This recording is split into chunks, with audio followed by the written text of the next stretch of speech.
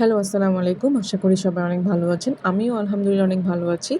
আজকে দেখাবো কিভাবে খুব সহজে বাসায় থাকা ingredients দিয়ে আমরা ঝালমুড়ির ঝোল বানাতে পারি।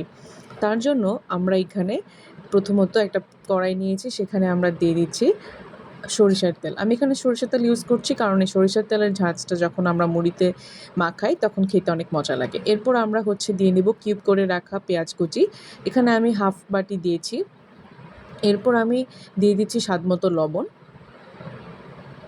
এরপর দিয়ে নিব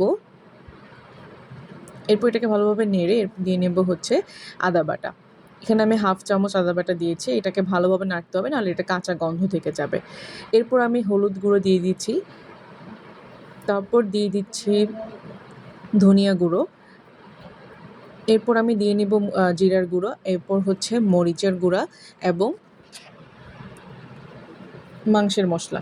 মাংসের মশলাটা এখানে ইউজ করছি যাতে খেতে একটু মাংসের মতো ফ্লেভার আসে।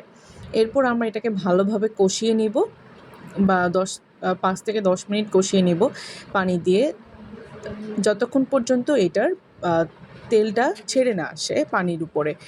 ততক্ষণ পর্যন্ত আমরা এটাকে কষাবো। এরপর এখানে আমি একটা না, আমি হাফ মরিচ দিয়ে দিয়েছি। ঝালটা আপনার স্বাদমতো দিবেন। এরপর এখানে ভালোমতো কষানোর পর দেখেন তেলটা উপরে উঠে এসেছে। এই পর্যায়ে আমরা নামিয়ে মুড়িটাকে মাখিয়ে নেব। এরপর এখানে দেখতে পাচ্ছেন কত সুন্দর লাগছে। Thank you for watching us.